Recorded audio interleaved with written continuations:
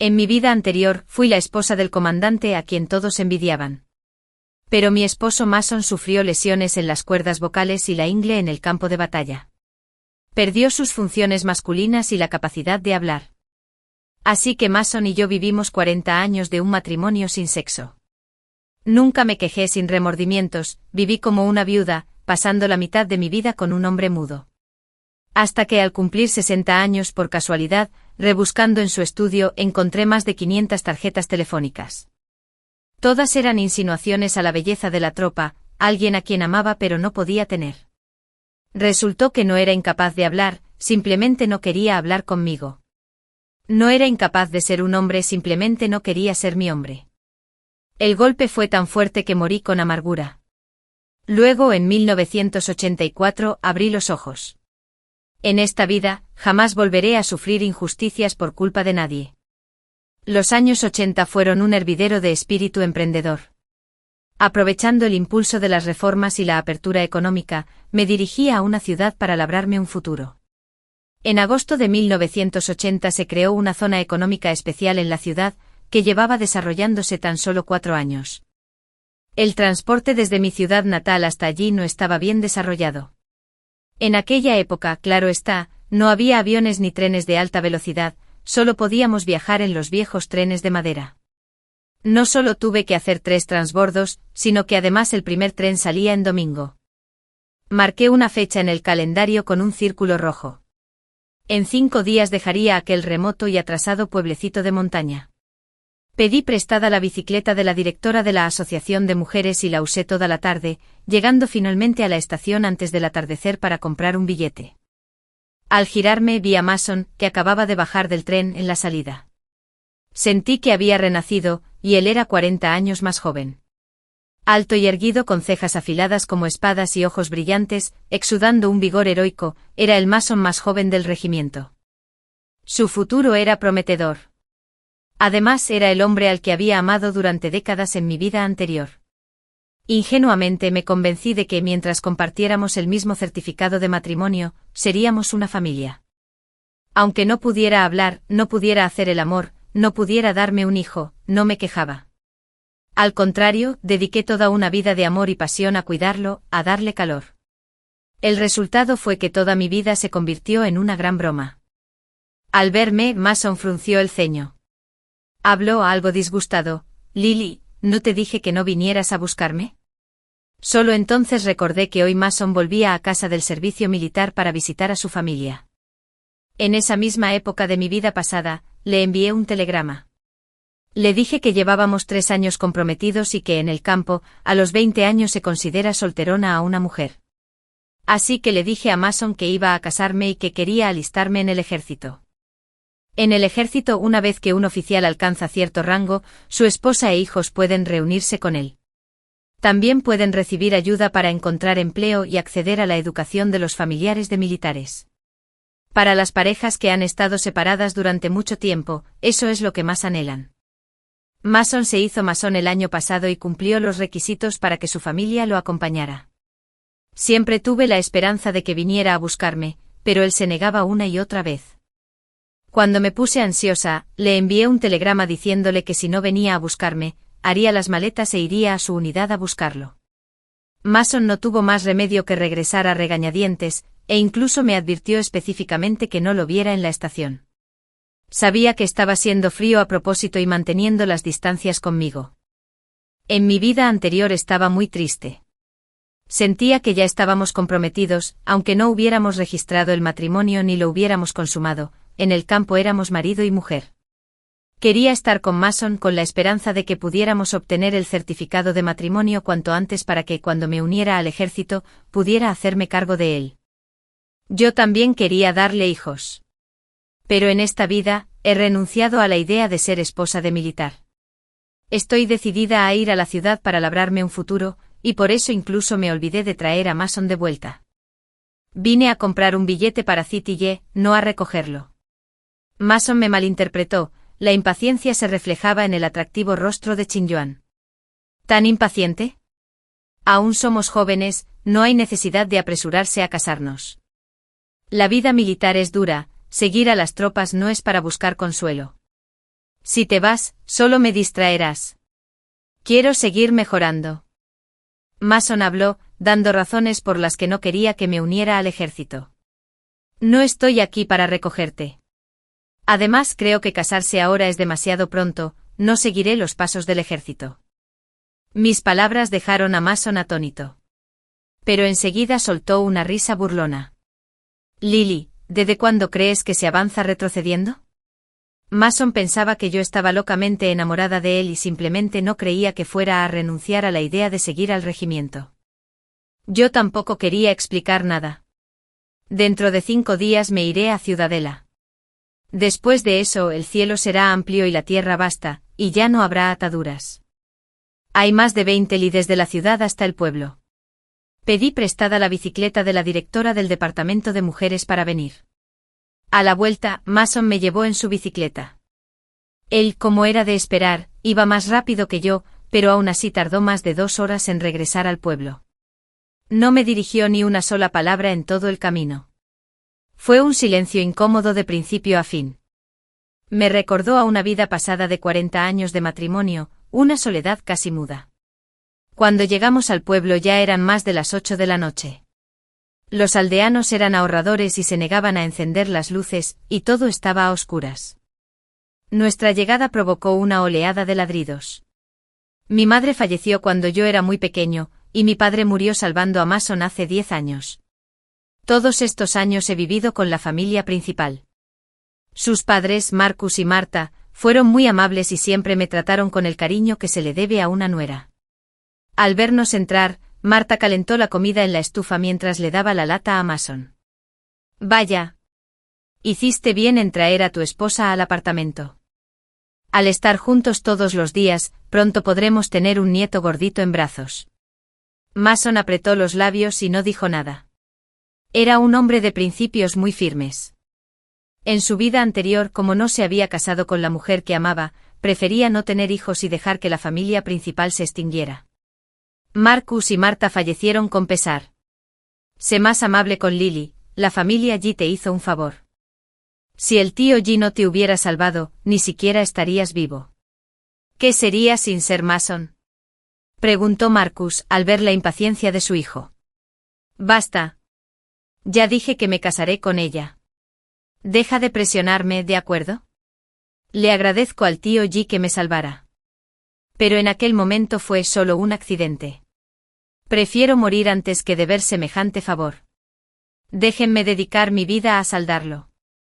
Hace 10 años mi padre era el jefe de la milicia del pueblo. Ese año hubo una crecida repentina en la montaña y Mason fue arrastrado al barranco. Fue mi padre quien se lanzó al agua y con desesperación, sacó a Mason, pero él mismo, exhausto, no sobrevivió. Quedé huérfana y desde entonces vivo con la familia Men. Hija, a partir de ahora eres hija de nuestra familia Men, eres la esposa de Mason. Esa promesa arruinó mi vida.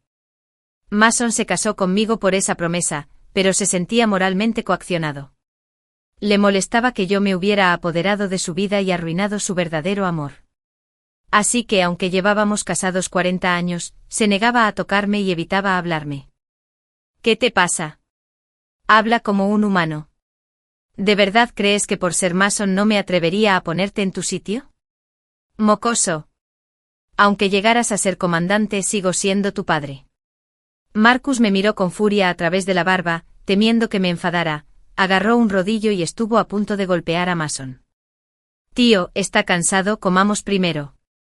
Hablé para calmar los ánimos. Al fin y al cabo, en unos días me iré.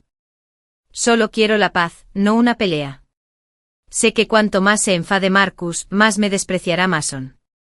Un hombre tan terco como él no se deja convencer por la fuerza. Lily. Marta me apretó la mano y susurró, tienes que controlar a ese hombre. No lo consientas. Qué suegra tan maravillosa, ¿verdad? Pero parece que el destino nos ha negado cualquier vínculo suegro-nuera en esta vida. Justo cuando se sentó a la mesa antes de que pudiera tomar sus palillos, el altavoz del pueblo difundió la voz atronadora del secretario del partido local. Mason, la unidad llamó, hay una emergencia. Lo repetiré. Mason. Al oír la transmisión, Mason se puso de pie de un salto. Tengo que volver a la unidad. Cogió su mochila y se marchó sin mirar atrás. Fue exactamente igual que en su vida pasada. Ni siquiera llevaba en casa el tiempo suficiente para que su asiento se calentara cuando Rosalind lo llamó. Rosalind era artista en el grupo cultural del ejército. Hermosa, cantante y bailarina, y capaz de recitar poesía. Fue el primer amor de Mason. Aunque en mi vida pasada el término primer amor no estaba de moda, Mason habría desafiado el fuego y el agua, escalado montañas y cruzado mares por una sola palabra de Rosalind. Tras la partida de Mason en mi vida anterior, Marcus y Marta me enviaron al ejército e incluso consiguieron que el comandante de la división fuera nuestro testigo. Mason no pudo soportar la presión y finalmente accedió a registrar nuestro matrimonio para que yo pudiera seguir a las tropas. Pero en la noche de bodas, Rosalind llamó y se lo llevó. Luego dijeron que lo habían enviado en una misión. Cuando regresó, tenía las cuerdas vocales y la ingle lesionadas. Me quitó la virginidad para siempre. Durante los siguientes 40 años, mi esposo y yo solo pudimos comunicarnos mediante cartas, bolígrafos y gestos. Contuve las lágrimas y me dediqué por completo a cuidar de él. Atendí a mis suegros. Qué ingenua fui. Ni siquiera pensé que si de verdad era mudo, ¿cómo pudo ascender de albañil a oficial de alto rango en el ejército? Lo habrían dado de baja hace mucho por enfermedad. En el ejército se comunicaba perfectamente con los demás, daba órdenes y todo, pero en casa ni se molestaba en hablarme. Siempre me porté bien y fui correcta, sin entrometerme jamás en la vida de sus compañeros ni en los asuntos de su servicio. Así fue como me engañaron durante décadas. Hasta que en su 60º cumpleaños, limpiando su despacho, encontré una caja con más de 500 tarjetas telefónicas. Eran del tipo que se usaba específicamente para hacer llamadas internacionales, tarjetas IC. Porque Rosalind se casó después en el extranjero, se divorció 2 veces y no tuvo una buena vida. Mason sintió que había traicionado a su primer amor, así que quiso compensar 40 años de cariño. La casa y los coches que Rosalind tenía en el extranjero los compró él. No quiso tener hijos conmigo, pero trató a los 3 hijos que Rosalind tuvo con sus 2 maridos anteriores como si fueran suyos, pagándoles la matrícula y los gastos de manutención. Incluso asistió a sus bodas como representante de la familia de la novia. Me mantuvieron al margen de todo esto. Nunca le pregunté en qué había gastado el dinero. La confianza absoluta se convirtió en la traición más fría y despiadada. Cuando supe la verdad, mi mundo se derrumbó. Caí del balcón, y así tuve una segunda oportunidad. No quiero un hombre al que no pueda corresponder. Faltaban 4 días para partir hacia la ciudad, así que empaqué mis cosas.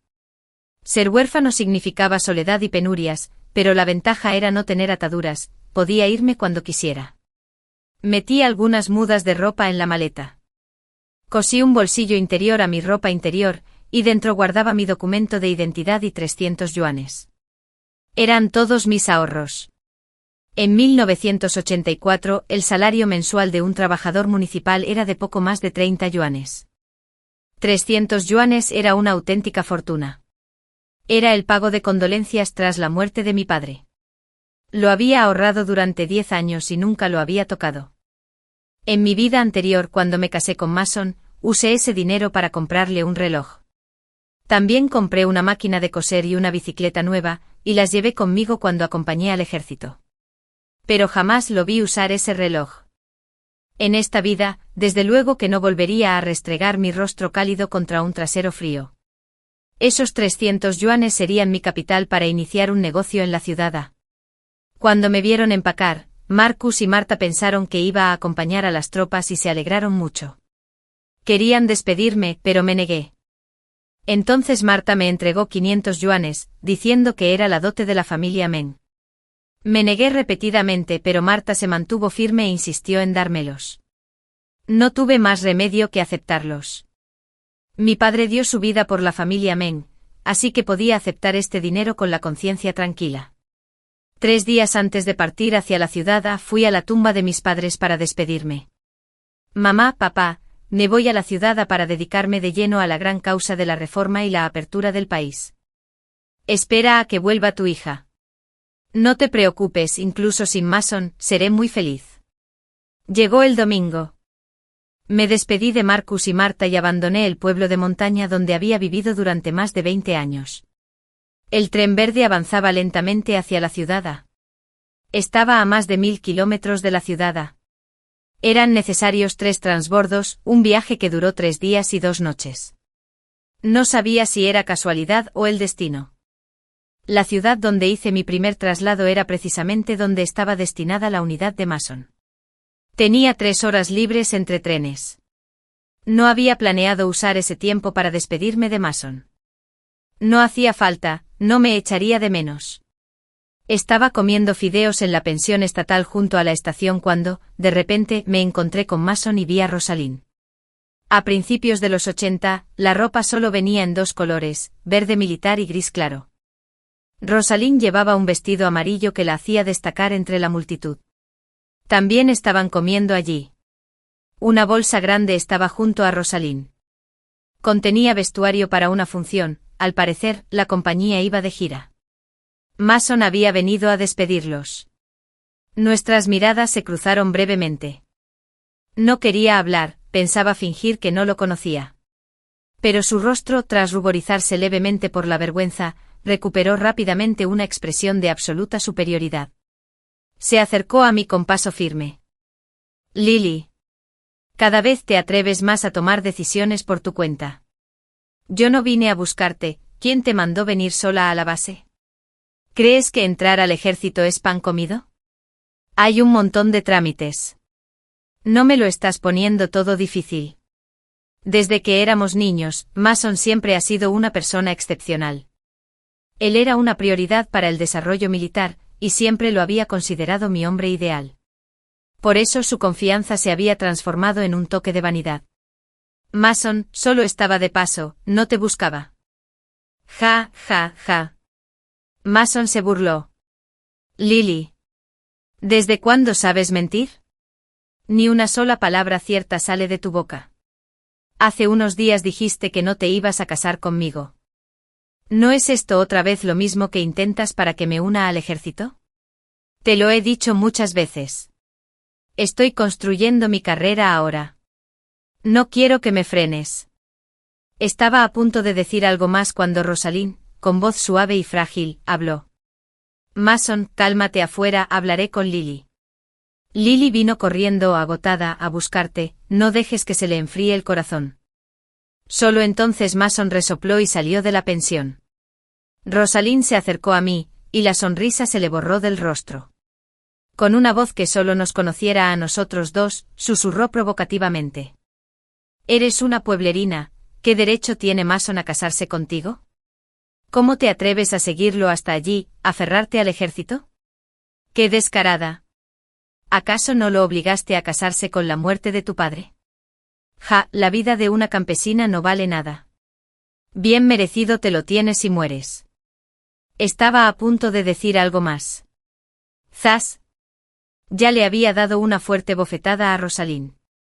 Había esperado 2 vidas para propinarle esa bofetada, así que usé hasta la última gota de mi fuerza. 5 claras huellas de palma florecieron sobre el pálido rostro de Rosalind. En mi vida anterior, después de unirme al ejército, Rosalind había dicho casi exactamente lo mismo. Aunque furiosa me contuve preocupada de que Mason me tomara por una arpía, así que no la ataqué.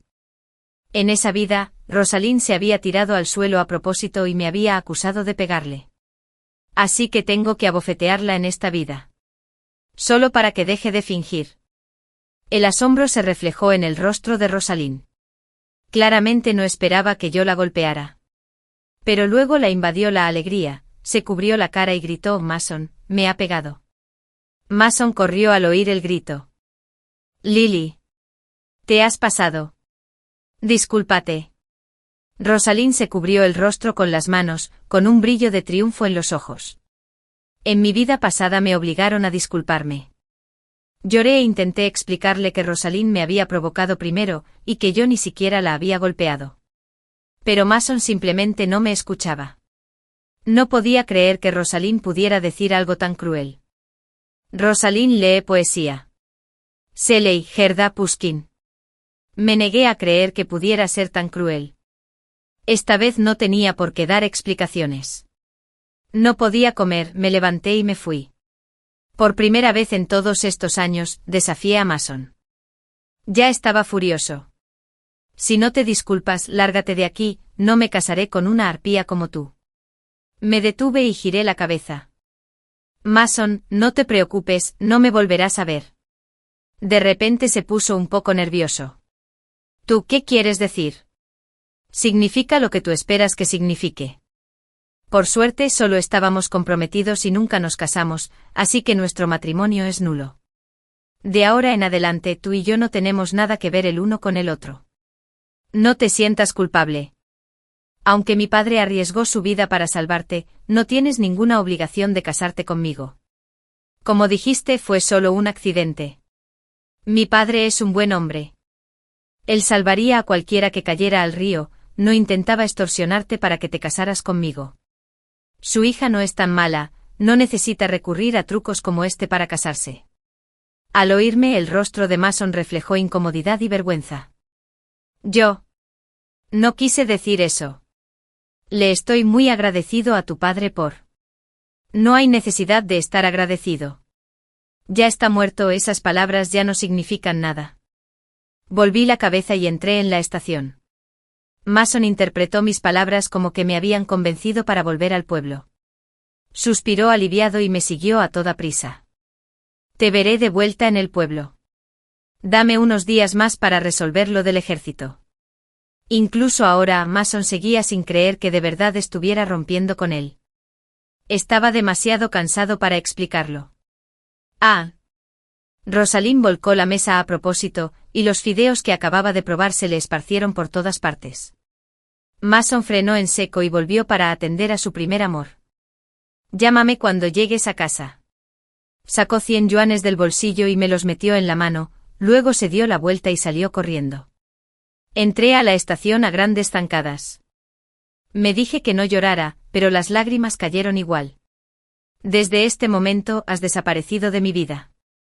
De ahora en adelante, como las montañas se yerguen y las aguas fluyen, mis alegrías y enojos, mis penas y gozos no tienen nada que ver contigo. El tren se sacudió y se balanceó durante 3 días y 2 noches, y finalmente llegó a la ciudad. En mi vida anterior había estado en la ciudad varias veces. Pero para entonces la ciudad ya se había convertido en una metrópolis de primer orden, una ciudad próspera y reconocida incluso internacionalmente. Sin embargo, hace más de 40 años, la ciudad comenzó su ascenso desde un pequeño pueblo de pescadores. En 1984, la ciudad vivía su momento de mayor esplendor, justo antes de iniciar un rápido desarrollo. Tras su renacimiento, decidí venir a la ciudad para prosperar, pues era un paraíso para los emprendedores. Recorrí sus calles. Si bien el paisaje urbano aún era modesto, con pocos edificios altos y sin coches de lujo circulando por las avenidas. Pero la multitud bullía, y se oían dialectos de todo el país. Eran jóvenes que habían venido a la ciudad a perseguir sus sueños. Décadas después, de entre ellos surgirían muchos empresarios y multimillonarios de renombre. Tuve la fortuna de convertirme en uno de ellos. Con la ventaja de haber renacido, estaba seguro de que tendría éxito. No iba a desaprovechar la oportunidad que Dios me había dado de vivir de nuevo. Ya tenía un plan para mi estancia en la ciudad. Si bien en aquel entonces la ciudad contaba con numerosas fábricas, estatales, empresas mixtas y otras financiadas con capital extranjero, no tenía ninguna intención de trabajar en una. Al fin y al cabo, solo tenía estudios de secundaria, ni siquiera renacer me convertiría de repente en un genio científico. No podía producir tecnología punta como ordenadores, teléfonos o chips. Además, mi capital era limitado, solo 1000 yuanes. Solo podía invertir en negocios con requisitos mínimos y pequeñas inversiones, pero que aún así generaran ganancias.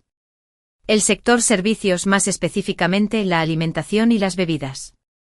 Aunque para entonces las cosas se habían normalizado y se permitía a la gente emprender negocios, y a las empresas industriales y comerciales individuales se las denominaba hogares individuales, debido a prejuicios. La mayoría de la sociedad seguía considerando que ser un hogar individual no era lo correcto, e incluso lo estigmatizaba.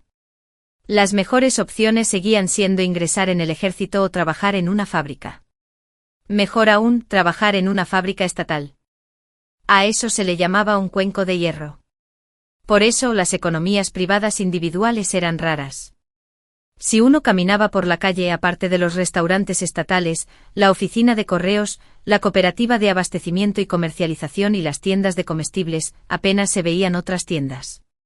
Por ejemplo, en este restaurante los camareros de los establecimientos estatales son empleados regulares con puestos formales. Así que sencillamente no existe eso de que el cliente sea lo primero ni un servicio excesivamente amable. Los camareros eran todos insoportablemente engreídos. Las puertas eran difíciles de atravesar, los rostros adustos y las palabras hirientes.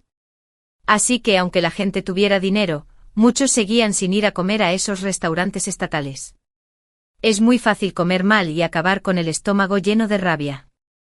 Así que decidí emprender mi propio negocio abriendo una pequeña tienda de aperitivos. Elegí la ubicación en la zona industrial de Sicou, en la ciudad conté que ya había más de 100 fábricas allí, y que los trabajadores sumaban entre 50.000 y 60.000. La mayoría eran foráneos, solteros y sin recursos para cocinar. En comparación con China continental, los trabajadores aquí ganan más. Algunos incluso llegan a ganar 200 yuanes al mes. Aunque muchas fábricas tienen comedores, una vez que la gente tiene dinero, naturalmente quiere mejorar su calidad de vida y comer algo rico. Así pues, el negocio de la alimentación y las bebidas es absolutamente una necesidad básica. Además, yo contaba con una ventaja singular. Tras haber acompañado a las tropas en mi vida anterior, trabajé en el departamento de logística militar, donde era responsable de la supervisión de los comedores. Los soldados de la unidad venían de todo el país y les gustaba todo tipo de sabores. Y como no había calor en casa ni con quien hablar, mi único pasatiempo era cocinar, estudiar las cocinas regionales, las recetas típicas y la comida callejera de todo el país.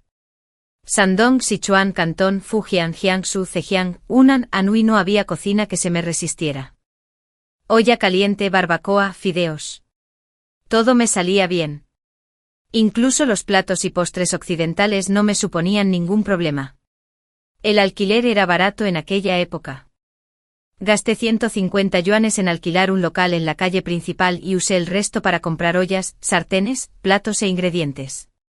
El restaurante Lili abrió oficialmente sus puertas. En los años 80, la oferta era menor que la demanda. Mientras fueras audaz y estuvieras dispuesto a trabajar duro, era imposible no ganar dinero. Como mi restaurante preparaba platos típicos de todo el país, se llenó desde el primer día. Mucha gente que venía a Sidille a trabajar venía a comer a mi restaurante, diciendo que les recordaba a su tierra. Estaba demasiado ocupada para encargarme yo sola, así que contraté a 2 camareras. Los 3 íbamos de aquí para allá. Al cabo de un mes, aunque fue un trabajo muy duro, las cuentas cuadraron. Tras descontar el alquiler y los sueldos de los camareros, me quedaron 2.000 yuanes. En 1984, ¿qué significaban 2.000 yuanes? Equivalían a 2 años de ingresos para una familia obrera. Para un agricultor, eran 5 años de ingresos. Lloré sobre los libros de contabilidad. Eran lágrimas de felicidad. Una mujer no necesita un hombre. Porque un hombre te traicionará, te lastimará. Pero el dinero jamás. En un abrir y cerrar de ojos, ya habían pasado 6 meses en Sidille. El negocio de la restauración iba viento en popa. Mis ahorros también habían alcanzado los 10.000 yuanes, lo que me convertía en un respetable hogar con un ingreso de 10.000 yuanes. En los años 80, eso era motivo de envidia. Tenía más prestigio que los millonarios de generaciones posteriores. Mi restaurante siguió expandiéndose, donde antes alquilaba un local, ahora alquilaba 3. Tenía 6 empleados a mi cargo. No era un jefe despiadado, era generoso con mis empleados. Les pagaba sueldos muy superiores a la media y les daba bonificaciones adicionales. Por eso, todos estaban muy motivados. Ese día estaba trabajando en el restaurante cuando de repente oí una voz sorprendida. ¿Lili? Volteé la cabeza y para mi sorpresa, me encontré con alguien de mi pueblo. Lucas, el contable del pueblo. Estaba en Sidille por negocios y casualmente entró a mi restaurante a almorzar. Por supuesto, me alegró mucho ver a un paisano. No solo añadí varios platos abundantes, sino que además le invité a la comida. Lucas no tocó los palillos, parecía apremiante. «Lily, ¿qué haces aquí? No tienes ni idea». Durante los últimos 6 meses, la familia Meng ha estado desesperada buscándote. Mason está a punto de perder la cabeza. 6 meses antes, tomé un tren a Sidille. Los Meng y los aldeanos suponían que iba a unirme al ejército y casarme con Mason. Más tarde, al cambiar de tren, me encontré con Mason y Rosalind. Mason también lo creía. Me despidió de nuevo. Dio por hecho que había regresado al pueblo. Nadie sabía que había llegado a Sidille. Eso generó un malentendido, una falta de información. Los aldeanos creían que estaba en el ejército, y Mason pensaba que había regresado a casa. Los primeros días transcurrieron con tranquilidad. Unos días después, al ver que Mason aún no había recibido la llamada que debía hacerle para avisarle de mi llegada, llamó al pueblo para preguntar. Solo entonces se enteró de que no había regresado. Me había esfumado. Cundió el pánico. Mason se despidió y empezó a buscarme por todas partes. No tengo teléfono. En aquella época no había cámaras de vigilancia, y los billetes de tren no estaban vinculados a nombres reales. ¿Dónde me buscarían? Mason buscó durante 2 meses enteros y no encontró nada. La policía tampoco pudo hacer nada. Así que todos asumieron que algo me había pasado. Que me habrían matado en la carretera. Marta lloraba en casa todos los días. Marcus golpeaba los brazos de Mason con un rodillo hasta que se le rompieron los huesos. Lo llamaba desgraciado ingrato, lo maldecía por haber causado mi muerte. Los aldeanos expresaron su lástima por mí, diciendo lo lamentable que era. Así que cuando Lucas me vio de repente dirigiendo un restaurante en la ciudad viviendo tan animadamente, se quedó atónito. Lily. Vuelve conmigo. Todos te están esperando. Negué con la cabeza. No voy a volver. Estoy bien en Ciudad A. Por favor, regresa y diles a Marcus y Marta que estoy bien y que no tienen de qué preocuparse. Lucas se dio una fuerte palmada en el muslo. ¿Por qué eres tan terca, muchacha? ¿Y Mason? No se van a casar. No. Negué con la cabeza firmemente. Él y yo habíamos terminado hacía mucho tiempo. Tras la partida de Lucas me mantuve ocupado en la posada.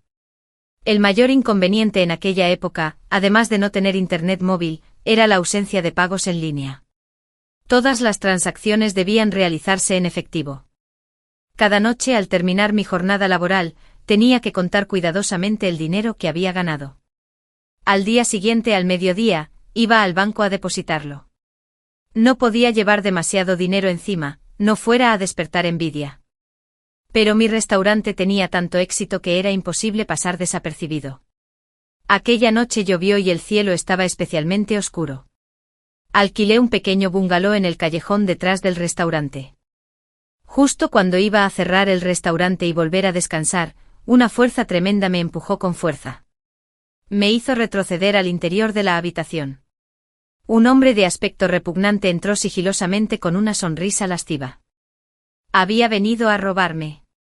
La ciudad estaba llena de gente, algunos intentaban sinceramente emprender un negocio y enriquecerse, otros buscaban ganancias ilícitas. No solo venía a llevarse dinero, sino que tenía intenciones delictivas contra mí. Eres bastante guapo. El matón me inmovilizó contra la mesa, a punto de cometer un acto brutal. ¡Ah! Le mordí la mano con fuerza. Dio un salto hacia atrás, agarrándose la herida sangrante y maldiciendo «maldito perro». Intentó seguir intimidando. Corrí a la cocina y agarré un cuchillo de carnicero. «No te acerques. O te mataré a golpes». El matón no se intimidó, al contrario, sacó a relucir su peor lado. «Joder. Apuesto a que no durarás contra mí, pequeña zorra». Se abalanzó sobre mí de nuevo. Prefiero morir antes que ser profanada. Con la mente puesta en ello, decidí que si no podía escapar, me suicidaría. En el momento crítico. No te muevas. Un hombre con uniforme militar irrumpió en la habitación. El uniforme denotaba autoridad, el matón, presa del pánico, huyó con las manos sobre la cabeza. Era Mason. Aunque llevaba un brazo vendado, obviamente por una fractura que aún no había sanado del todo, redujo fácilmente al agresor con la otra mano. Llegó la policía y se lo llevó. Cuando todo terminó, Mason me miró con una expresión compleja. Lily, me hiciste buscarte hasta casi perder la cabeza. Mason llegó después de escuchar el informe de Lucas. Regresa conmigo. Todos en casa te esperan. Yo quiero casarme contigo. Ya informé a mi superior sobre mi despliegue militar. Basta ya, estoy harta de que me culpen por los 6 meses que desapareciste. Su hermoso rostro reflejaba cansancio. Por suerte no te lastimaste, de lo contrario jamás me lo perdonaría. Oí que quería casarse conmigo, pero no sentí ni una pizca de emoción ni de felicidad. Porque para mí, esto ya se había convertido en algo trivial. Mason, gracias por salvarme. Pero vuelve, no me casaré contigo. Ya te lo dejé muy claro antes. Mason estaba entre enfadado y avergonzado. Lily. No tientes a la suerte. Ya cedí, ¿qué más quieres? Armar este escándalo no te beneficia en nada. ¿Acaso no estás celosa de Rosalind? Somos inocentes. Somos almas gemelas. Negué con la cabeza firmemente. No estoy jugando, simplemente no quiero casarme contigo. Que te cases con Rosalind o con otra persona no es asunto mío. Si te preocupa no poder explicarles las cosas a Marcus y Marta cuando regreses, les escribiré una carta diciéndoles que fui yo quien no quiso casarse contigo y que no te presionen. Al oírme decir eso en 2 vidas, fue la primera vez que Mason creyó de verdad que no lo amaba. Que yo no quería ser su esposa. En su rostro se reflejaban sorpresa, confusión e incluso alivio. Lo entendía perfectamente. Por fin se había librado de la pesada carga que yo era. Pero, ¿a qué venían esos sentimientos de pérdida y reticencia? ¿Lo dices en serio? ¿De verdad? Ya había sacado papel para escribirles a Marcus y Marta. Lily, la verdad es que no del todo no siento nada por ti. Siento que todos dicen que te debo algo. Siento presión, siento que casarme contigo es como tachar una tarea de mi lista, por eso me rebelé, no quería. No digas nada más, no importa. Le entregué la carta a Mason. Mason, a partir de ahora somos libres. Después de que Mason se fue, mi vida continuó. Sin darme cuenta, ya era fin de año y debía regresar a mi pueblo para limpiar las tumbas de mis padres. Tras 9 meses de duro trabajo en la ciudad había ganado 30.000 yuanes. Volver al pueblo ahora era como regresar por todo lo alto. Llevaba un atuendo precioso. Arriba una chaqueta roja de plumas y abajo botas negras hasta la rodilla. En el interior, no solo poca gente vestía así, sino que muchos ni siquiera lo habían visto. Como la ciudad estaba más cerca de la ciudad la ropa y los estilos provenían de allí. Las tendencias de la moda iban varios años por delante de las ciudades del interior. Ni hablar del campo. En cuanto entré en el pueblo, todo se descontroló. Decenas de niños me rodearon. Había traído muchos regalos de Año Nuevo, solo los caramelos de conejo blanco llenaban una bolsa enorme. Todos recibieron su parte. Los niños estaban eufóricos. Tras el fallecimiento de mis padres, muchos aldeanos bondadosos me ayudaron y cuidaron. Jamás olvidaré su amabilidad. Fui a sus casas a entregarles sobres rojos de Año Nuevo. Cada sobre contenía 200 yuanes. Era una suma enorme y causó revuelo en todo el pueblo. Todos envidiaban que yo hubiera ganado dinero fuera y me hubiera vuelto independiente. Por supuesto, los sobres para Marcus y Marta eran separados. Cada uno de esos sobres contenía 1.000 yuanes. Al fin y al cabo me criaron durante 10 años. Aunque nunca podré convertirme en su nuera, no debo olvidar su bondad. Marcus rechazó el sobre sin importar qué hasta que finalmente se puso desesperado. Lily. No tengo dignidad al aceptar tu dinero. Nuestra antigua familia te ha hecho daño. Marta lloró. Lily, mi hijo tonto no tiene suerte. Solo pude consolarlos. Era el 29 del Año Nuevo lunar. Marcus y Marta insistieron en que me quedara en su casa. Justo entonces 2 personas regresaron con el viento frío. Mason había regresado con Rosalind para celebrar el Año Nuevo. Mason se limitó a mirarme fijamente. Rosalind fulminó con la mirada mi chaqueta de plumas y mis botas altas con una envidia tan feroz que parecía escupir fuego. ¿Han regresado? Claro que no quería seguir viviendo en casa de los Meng para no incomodar a nadie. Pero Marta insistió en que me quedara. La trató como si no existiera, ignorándola por completo. Al final, volví a mi antigua habitación. Marta finalmente accedió a hablar con Rosalind. Sin nombre, sin estatus, no se permite compartir habitación. No queremos que la gente se ría de nosotros. Esa noche Marta metió a Rosalind en la habitación de Mason, pero lo echó al cobertizo. No había estufa, hacía un frío que pelaba en invierno. A Marta le daba igual. Murmuró entre dientes: muérete de frío, insensible. Esa noche dormí muy mal. Al principio, en mitad de la noche, Rosalind necesitó ir al baño, pero se negó a ir a la letrina, diciendo que estaba asquerosa. Al final, Mason tuvo que salir a buscar un orinal. Marta, naturalmente, estaba aún más disgustada con Rosalind. Somos gente de campo, ¿no te gusta la suciedad? Pues no vengas. ¿Quién te ha invitado? Rosalind estaba tan furiosa que se le llenaron los ojos de lágrimas. Mason no pudo contenerse. Mamá. Basta ya. Marta señaló a Mason. Si te casas con ella, no me llames madre. La discusión no se calmó hasta bien entrada la noche. A la mañana siguiente fui al cementerio a cuidar las tumbas de mis padres, solo para encontrar mi chaqueta roja brillante con una docena de cortes profundos. Sin duda, Rosalind lo había hecho. Esa mujer, enloquecida por los celos y aprovechada por Marta, descargó todo su resentimiento sobre mí. Estoy bien, pero Marcus y Marta estaban furiosos. Incluso Mason perdió los estribos con Rosalind por primera vez. Rosalind. Discúlpate. ¿Cómo pudiste hacerme esto? Entonces me miró con expresión de disculpa. Lily, lo siento, ¿cuánto costaba esta chaqueta? Yo pago. Negué con la cabeza. No importa, no vale la pena. No armé ningún escándalo, pero Rosalind estalló en un rugido furioso. Tú, pueblerina, Lily. ¿Quién te crees que eres? ¿Qué te da derecho a llevar semejante ropa? No te la mereces. Ja. ¿Quién sabe de dónde sacaste el dinero? He oído que muchas mujeres sin vergüenza se van al sur a prostituirse, seguro que tú también te has vendido. Zas. Un golpe seco resonó, pero esta vez fue Mason quien golpeó. Señaló a Rosalind. Cállate.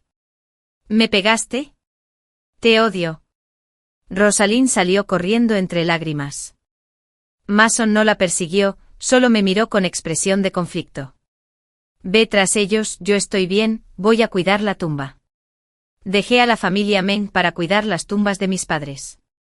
Ese mismo día abandoné el pueblo. La historia de Mason y Rosalind me daba igual.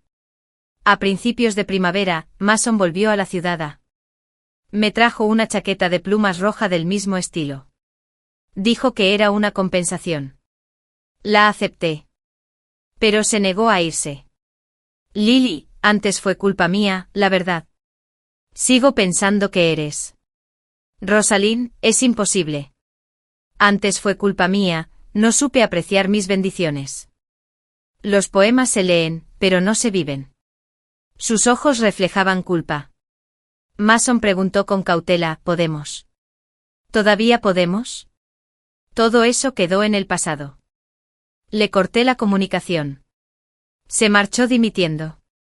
Después de eso, me escribió una carta casi todos los meses, pero nunca abrí ninguna. Las tiré directamente a la estufa y se quemaron. En un abrir y cerrar de ojos, ya era fin de año. Para entonces, ya había abierto 3 restaurantes. Empleaba a más de 30 personas. Mis ingresos anuales superaban los 100.000. Cuando regresé a mi ciudad natal, no avisé a nadie, solo visité las tumbas de mis padres y me marché esa misma noche. Gracias a mí, algunas personas del pueblo vinieron a trabajar a la ciudad. Hice todo lo posible por ayudar. Supe que en 1987, Mason se casó con Rosalind. Fue Rosalind quien lo impulsó. Mason nunca quiso casarse. Más tarde, Rosalind lo drogó. Rosalind armó un escándalo en el cuartel general del regimiento, y Mason no tuvo más remedio que casarse con ella. Pero los dos discutían a menudo y su relación era mala. Rosalind tampoco se llevaba bien con sus suegros. Al final, Mason solicitó un puesto en la frontera, la pareja vivió separada durante largos periodos y no tuvieron hijos. Más tarde, en la década de 1990, yo ya era presidente de una empresa que cotizaba en bolsa. Además de restaurantes, mis negocios abarcaban turismo, cine e inmobiliaria. Al fin y al cabo había renacido, así que sabía perfectamente qué sectores estaban a punto de despegar. Mi fortuna personal ya superaba los 1.000 millones. Pero aún no me había casado. Los hombres me aburrían, mi carrera era mi compañera de vida. La siguiente vez que supe de Mason fue en el 94. Lo habían despedido. El motivo era que Rosalind insistía en irse al extranjero, diciendo que no se ganaba mucho dinero en casa y que quería disfrutar de la vida en el extranjero. Mason no estaba de acuerdo. Para entonces él era el jefe de personal de la división y controlaba una buena parte de los fondos para capacitación. Rosalind robó descaradamente fondos para irse al extranjero. Aunque fue arrestada posteriormente, Rosalind terminó en prisión. Mason también fue expulsado del cuerpo por negligencia. Para entonces Marcus y Marta ya habían fallecido, y naturalmente no volví a tener contacto con él. Pasaron otros 20 años, hasta llegar a 2024. Tenía 60 años, la misma edad que cuando renací en mi vida anterior. Mi fortuna había alcanzado los 30.000 millones. Seguía solo, pero había realizado una gran labor filantrópica. Ese día mi asistente me llevó en coche a una gala benéfica. Al pasar por el aparcamiento subterráneo, vi a un viejo guardia de seguridad dormitando dentro, vestido con un uniforme verde raído. Mason. Mucho tiempo sin verlo.